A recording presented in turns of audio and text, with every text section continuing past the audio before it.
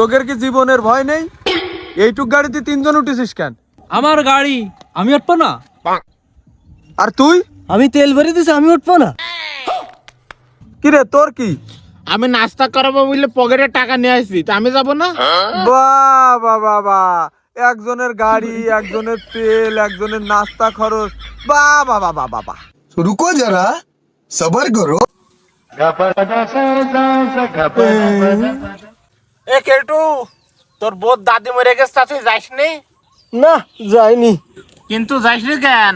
আরে দাওয়াতই দিল না আমারে, তা কিভাবে যাব?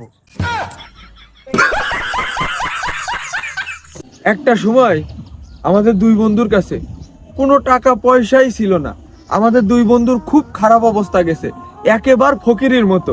কিন্তু আলহামদুলিল্লাহ এখনো আমাদের সেই একই অবস্থায় আছে। लेकिन ये साला कर क्या रहा है यहाँ पे? কল যায় না কেন? কল যায় না কেন? এই নাম্বারতেই তো ফোন দিল। আরে কি এসে, কার কাছে ফোন দিচ্ছিস? আরে প্রধানমন্ত্রী তারেক রহমানের কাছে ফোন দিচ্ছি, কিন্তু ফোন ধরতেছ না, যাচ্ছেই না ফোন। তুই প্রধানমন্ত্রী তারেক জিয়ার কাছে ফোন দিচ্ছিস কেন? আর নাম্বার কনে পাইছিস? আরে ওই যে ভোটের সময় ফোন দিয়ে ভোট চাইলো না, ওই সময় নাম্বারটা রেখে দিছি। এখন ফ্যামিলি কার্ডের জন্য ফোন দিচ্ছি, আমার একটা ফ্যামিলি কার্ড লাগবে। ফোন যাচ্ছে না।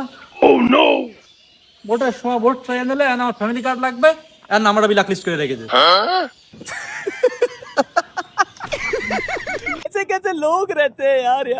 আপনার জীবনে যতই বিপদ আপদ আসুক, পরিস্থিতি যতই খারাপ হোক, মনে রাখবেন কখনো ভেঙে পড়বেন না, টুক করে ঘুমায় পড়বে। সঠিক বলেছেন, আপনার বুদ্ধি ভালো।